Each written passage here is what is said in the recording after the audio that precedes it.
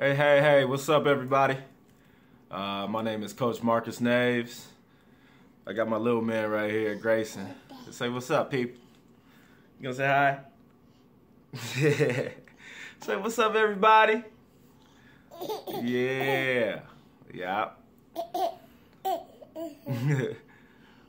Welcome to Versatility Sports, peeps. I wanted to make this video so you guys could understand who I was, understand the journey I've been through,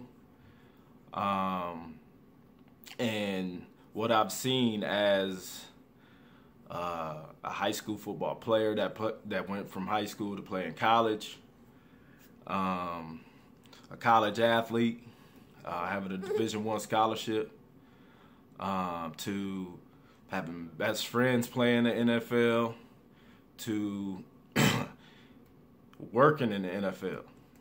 I've been through a lot of stuff on my journey over the past, 23 years, and I just wanted to share my story with you guys, so you knew more about me and what I was about, because I'm about helping these kids get the opportunity that I was able to have, because it's done some great things for me.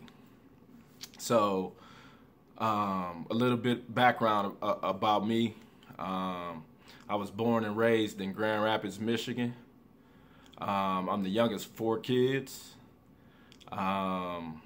My oldest brother, he like 9 years older than me, so by the time I was 9, 10 years old, he was out of the house, because I grew up in a single parent household, and he didn't want to listen to mama rules, so he was gone. So I basically grew up with 3 women, washing dishes, doing all the chores, trying to play 3 sports. Just a real athletic kid coming up. I just had talent that I didn't have to work that hard for. It was kind of, I was just talented, and I was better than a lot of kids and things like that. But back in the 90s when I grew up, I wanted to be a hooper. I wanted to be the next Jordan, just like everybody else in the 90s, Got your tongue sticking out. I had a hanger on the closet door, using my mama's stocking, being the Bulls, stuff like that. I was a basketball player. That's what I wanted to do. And, I never thought about football. Some of my friends played football, but I was too scared to get hit. I'm like, I don't want to get hurt, because I don't want to hurt myself for basketball season. That's not what I wanted to do. So it wasn't until I was a sophomore in high school when my high school coach, Sparky McEwen, he came up to me, and he told me, he was like, Marcus, I promise you I won't get you hurt. We need your speed out there. And he just kind of pushed me and encouraged me to go out there and kind of just give it a shot, because he saw potential in me that I didn't see. I didn't believe in myself at the time that I could do that, because I didn't want to crush my other dreams by, putting my egg in another basket. I'll put all my eggs in the basketball basket, and that's how it was. So, I gave it a shot, and, I didn't even know how to put on my pants at first. So here I am, this kid who's considered himself really a good athlete, and I don't even know how to put my football pants on. So, once I start playing and I start getting hit, I realized that it wasn't that bad. And I had some friends that were really, really good, and we ended up going to the state championship my sophomore year, my first year ever really playing football. And we were the first Grand Rapids public school to make it there. And it was just one of those experiences that I was happy to be a part of, and I would have never been a part of it if I didn't take that risk and go that route. And from that time on, I considered myself a football player. And I had some friends who were some beasts, and they brought in the college coaches.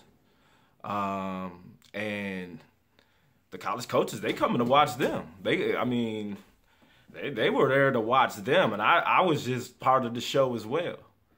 And not even knowing, all of a sudden I'm getting football offers, and I'm like, oh, they think oh man, I hadn't even considered playing football in college because I was a hooper. You know, this football was my boys' thing. These my friends. I'm going to let them be the leaders out there because they've been doing this their whole life. That's what they want to do. Nah, but when it came to basketball season, that was my element. That's where they let me shine and lead the way. So I'm like, I'm getting letters. Like, so all of a sudden coaches start coming in and talking to me and looking at my transcripts and my grades, and you know, we were all honor roll students. So, I mean, our grades were there as well. So by the time I was a senior, we ended up sending 13 kids to college my senior year. 5 of us went D1, 5 went D2, and I think 3 went D3, if I got all my numbers correct. But I mean, we were just a talented group.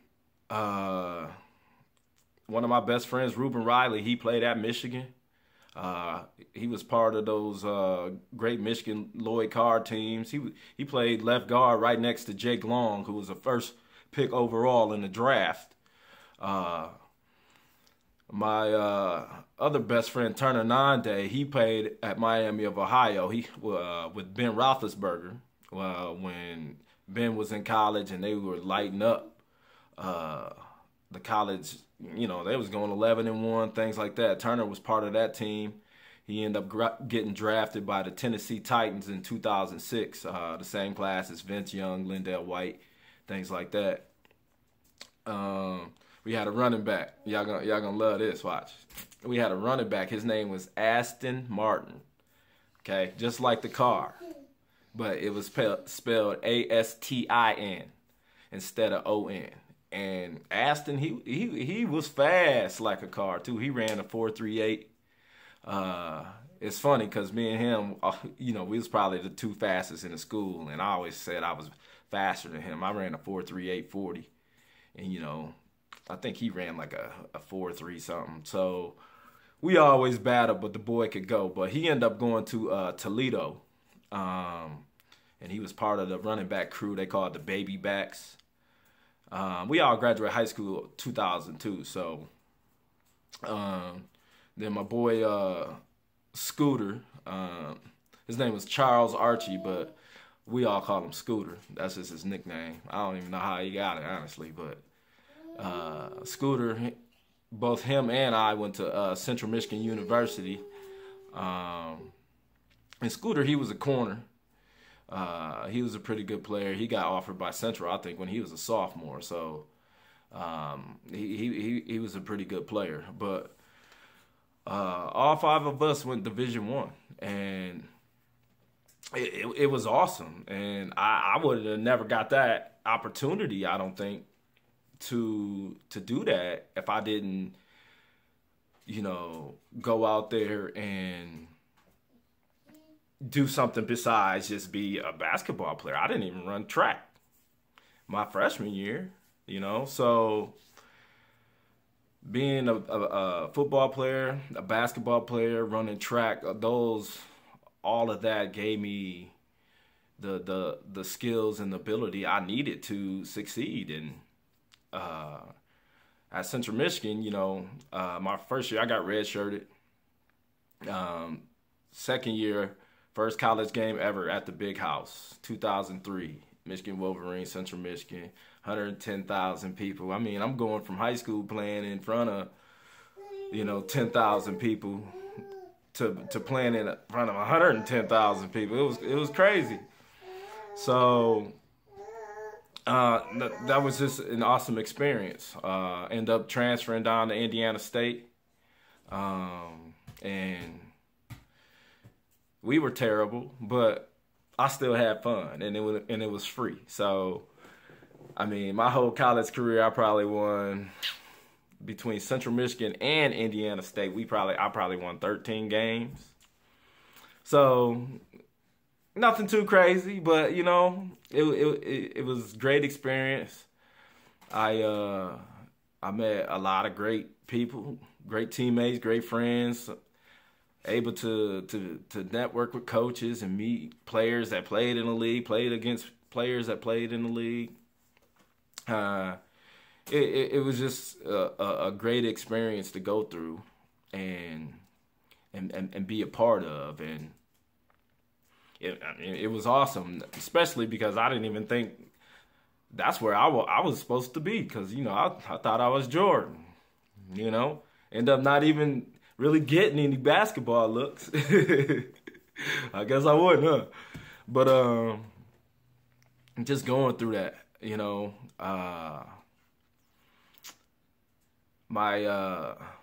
going into my senior year, I just came off of my second surgery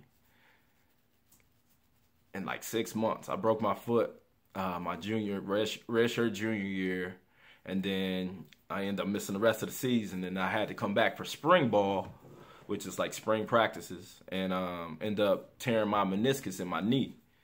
So I just had another surgery. So first day of camp for my senior season, I mean, I trained all summer, worked hard, trained all summer, passed the conditioning test, just in pre-practice in my receiver stance, push off, snap, tear my Achilles.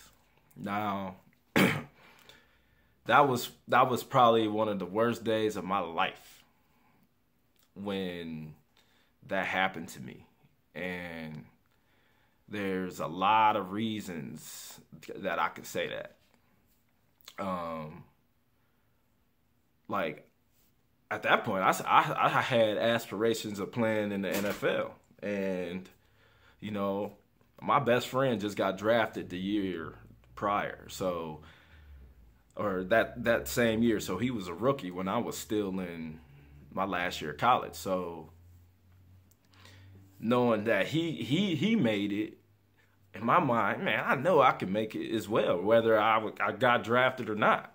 Like, that confidence was there, and for me to snap that Achilles, it was devastating to me, and I think that held me back from a lot of things that took place in my life as I graduated college, and I started to become a man and a father. So that moment, I had to learn a lot about myself, and so through all that, I was done for the season, done for the year, and I started grad school, and I ended up not playing at all. End up getting a grad degree in 1 year, so I was happy about that. I got married, and I had a son. And all of that just took place like bam, bam, bam. And it was like, oh, I didn't have time to really think about, why me, poor me, like I should be in the league, even though that was still there in me. Like, I was a daddy. So I had to take care of my kid. And, being married, newlyweds, in a new town that I never had even heard of until I moved there. You know, I went to a city. It's called Grand Blanc, Michigan.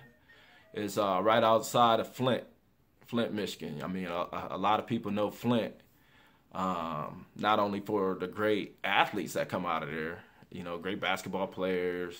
You got the Flintstones at Michigan State. Um, a lot of You got some boxers out of there. Clarissa Shields, she's a beast. So a lot of people come out of Flint, um, but a lot of people know Flint because of the water crisis.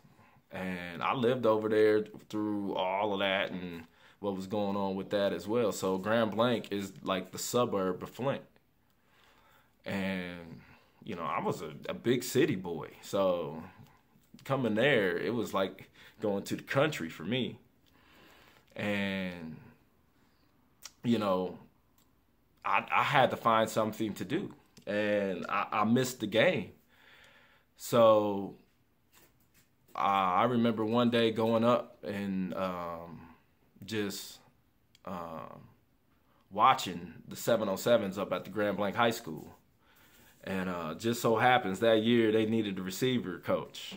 And, the coach, Coach Joe Delaney, he invited me in, sat me down, and hired me. And, I coached under him and coached with him for, 8 years. And through that, I helped a lot of receivers develop their game, quarterbacks, just the overall offense, because we ran the same type of system when I was in college. So it was just an easy transition for me to help coach the kids. And it was something that I fell in love with. And it's something I fell in love with doing because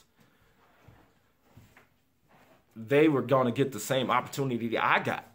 Even though I didn't win that many games in college, I still had a great time. It was still a great experience that I wanted these kids to be able to experience, since I was able to experience that. And that's where my passion came from. And that's what drove me to continue to coach and continue to see these guys succeed at the next level even. It was great to see, my very first receiver, Tony Jones. Great kid, ended up going to Northwestern, out of high school and doing big things at Northwestern. And he played in the NFL for a minute. So to in my mind, to have that as your protege, the guy you started with first, that only drove me to want more kids to succeed like he did.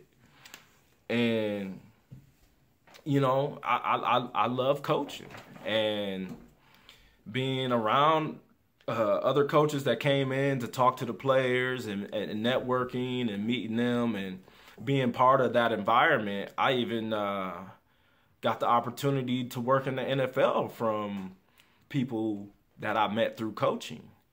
And they ended up getting me a job working on the injury video replay system staff. It sounds technical, but it's really not that hard. I would work all the Detroit Lions football games, all the home games. And my job was basically to walk down the walkie-talkies to the trainers and the doctors, drop them off before the game.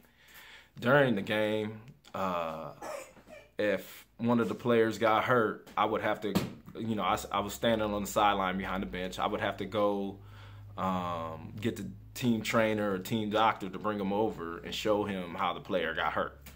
So, the job, it wasn't that hard. My 10-year-old son, he could have done it.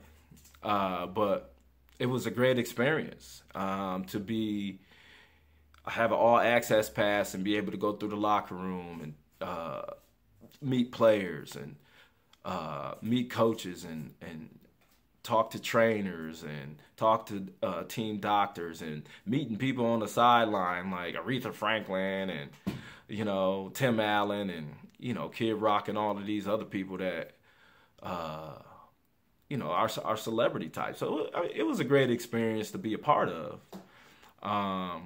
And football has helped me with that. It gave me the ability to do things like that. And what I want to do now is I basically, Versatility Sports.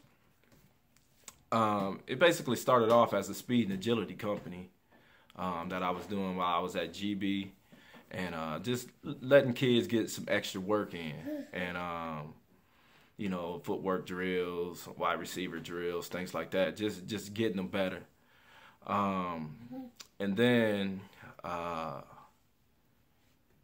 in 2017, February 2nd of 2017, I had this dude. And I ended up moving 2 hours away from my kids in Grand Blanc.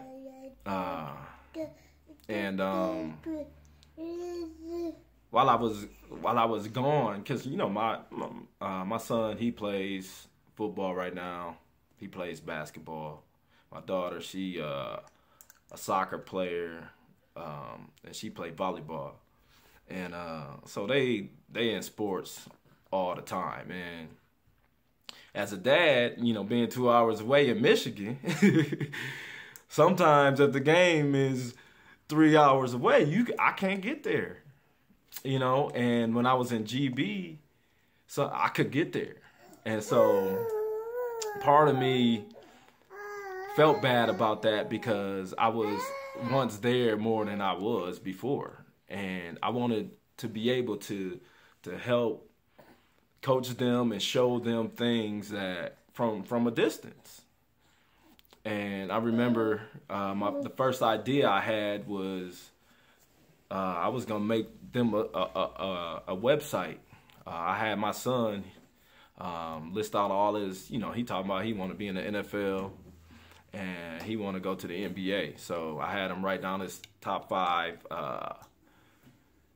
NBA players and NFL players. So I went on YouTube, got all these videos, and put together this website for him. So it was a thing to where him and I can interact, and being able to mentor him and coach him and be a dad to him, just be able to have something to connect him and I, even though we were 2 hours away.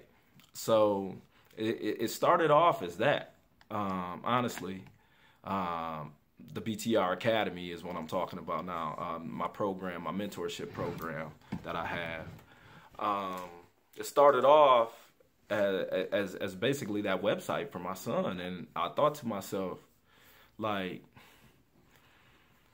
I can do this. I should be able to do this with a lot of kids that need that mentorship, that need that guidance, that need that person to show them that this is the way to get there. And that's what I want to do. I really believe that through all my experiences as a player and as a coach and as a father, like, I really feel that I understand what it takes to get to the next level in all aspects of life.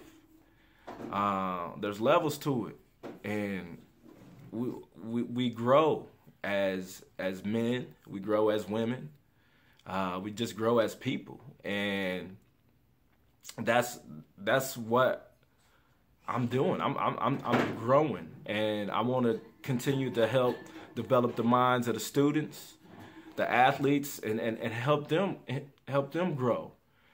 I want to help parents. I want to be able to help you guys grow, as you know, give you more knowledge based on the football aspect and things that you don't know, and things that you can learn, and just how to implement a lot of different strategies that can help not only your son be successful, but you as as maybe a business owner or a marketer or anything of that nature. It can help you build a business as well. So I'm beyond excited to um, just meet you guys, be a part of it, and I just want to be able to work together and be able to put together a solid young man that's gonna live out his dream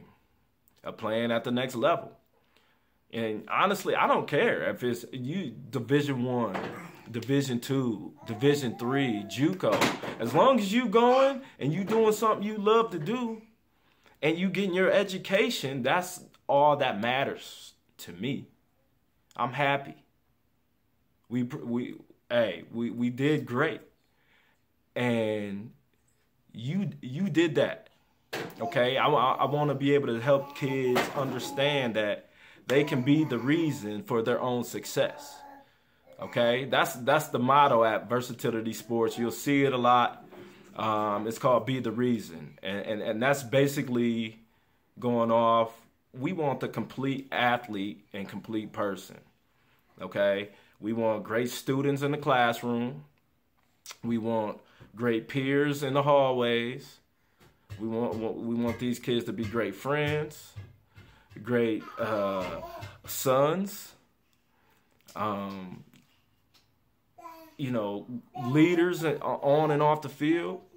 It's just like developing a very talented young man who got it together, and that's just the mindset that you gotta have in order to survive the world. You got to be able to have people skills and be able to talk to people, and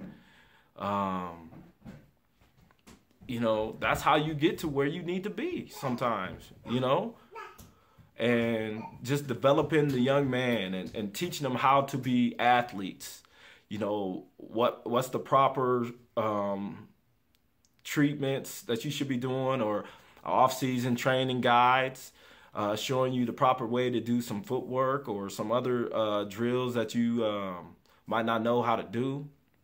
How to eat right. I mean, yeah, all of us want to play in college, but we still all want that McDonald's or that Halo burger or, Five Guys. Five Guys, they do have some good fries, but, as an athlete, that's tough. I can't eat Five Guys all the time. Otherwise, I'll be out of shape. So, teaching kids how to eat properly, how to take care of their body when it's sore, things like that. Okay, how to make a great highlight film. Okay, what are coaches looking for? Just being able to teach proper placement of the highlights. That's very important. Being able to get more exposure without having to spend money on a recruiting service. I know a lot of people, because they don't know the recruiting process, they have a son who's very athletic, he's very talented, but the parents, they don't know where to start. So they may do some research online, something like that, and they run across these recruiting services that help them get recruited.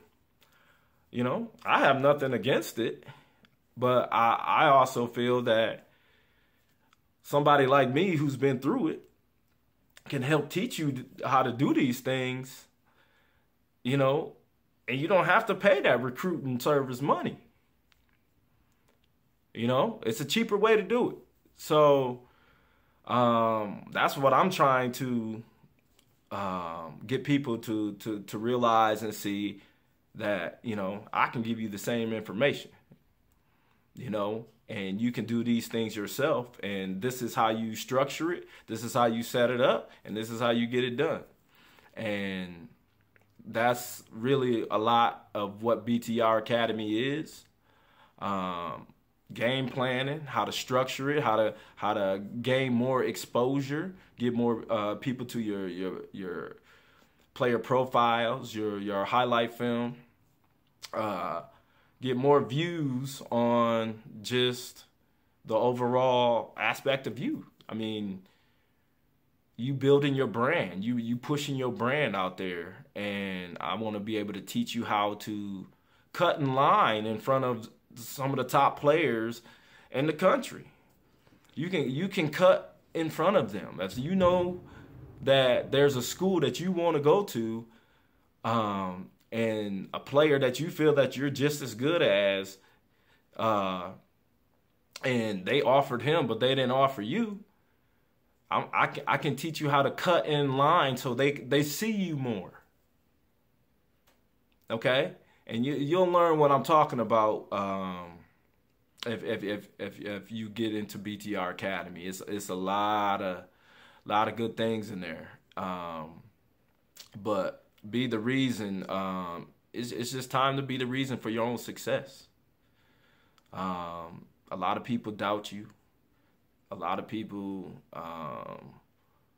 probably won't believe in you. You know, thinking that you wanna go Division I? Oh, okay. The one thing you need to do the best advice I can give you as athletes is, and as parents, honestly, be real with yourself. Okay. If you want to play Division I, you got to do Division I level things. You got to have Division I numbers, but you have to be willing to put in Division I work, is what I'm saying. Okay? Not everybody needs to play Division I. It's great. Yeah, because it's free. You know, if you have an opportunity to get a scholarship, it's free. I didn't even have to pay for a pencil. That's awesome. You know what I'm saying? Who wouldn't want that? But you have to understand your limits. You have to understand your talent and where it fits best. And that's where a lot of players and athletes, that's where they fall short. Okay? Like, they have these hopes and dreams of going Division I, but number one, they're not putting in Division I work. Number two, they don't have Division I numbers. And number three, they're not even eligible barely to play in high school. How you gonna play Division I and you can't get your grades right in high school? Come on, man. You know, the expectations has to rise. As you want to go Division I, your expectations need to be high for yourself. You can't be blaming the coach because he ain't getting you the ball enough and things like that. Coaches, we want to win. You know, if you got a coach that don't want to win, then maybe I don't know a coach that don't want to win. If there are some out there, that's just too bad. So make sure you real with yourself. You know, if you think you're a D2 player, hey, I'll go to D2, play some ball. That's what you have to start getting your mind right. And as parents, what we need to understand is there's always two sides to a story. You know, if, you know, your son coming home complaining that, you know, the coach is doing this or he said that or I'm not starting doing this, you know, you as a parent have to understand that the coach, he just not doing that for no reason. Well, at least our coaches didn't. There was always a reason to why he's no longer starting or, you know, he is where he is.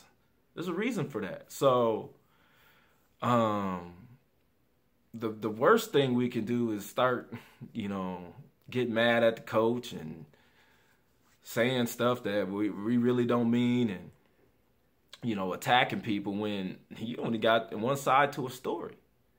Okay, yeah, we all love our kids. We all believe our kids. But at the end of the day, they telling their side of the story. So if we learn how to work better with the coaches, that's going to help us in the long run, especially when it comes to recruiting. Okay?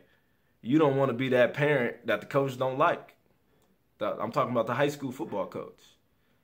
So you don't want to be the parent that the coach doesn't like because if your son does get some offers or some interest, and that college coach comes to the high school coach and says, tell me about John Jackson, and the coach gonna look at you, oh, John, he's talented, but his mama crazy.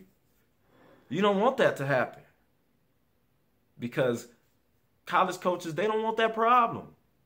They don't want parents that are gonna give them a problem. They don't care how talented your kid is. So as parents, we have to be aware of that as well. That our actions can actually affect those of our kids later on down the road. Yeah, we want them all to be successful. Yeah, we want them to get scholarships or have opportunities to live out their dreams. But we also need to do our part as parents in order to help with that. So we just have to remember that as well. So that's what basically being the reason for your own success. That's what it means to me. And that's why I chose it to be my slogan for Versatility Sports. I actually got it tattooed right here. I mean, that's how much I believe in it. And I'm so hyped. I'm so excited to be able to work with you guys, to meet you guys. And, I know this kind of long, so I hope a lot of y'all stuck with me through this long video, but I'm thankful.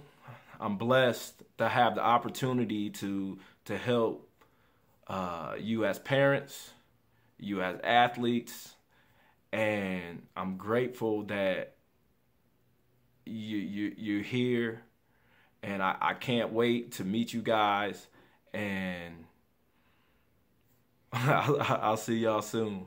All right? Be the reason for your own success. Let's go, baby. Time to get it. All right? See y'all later.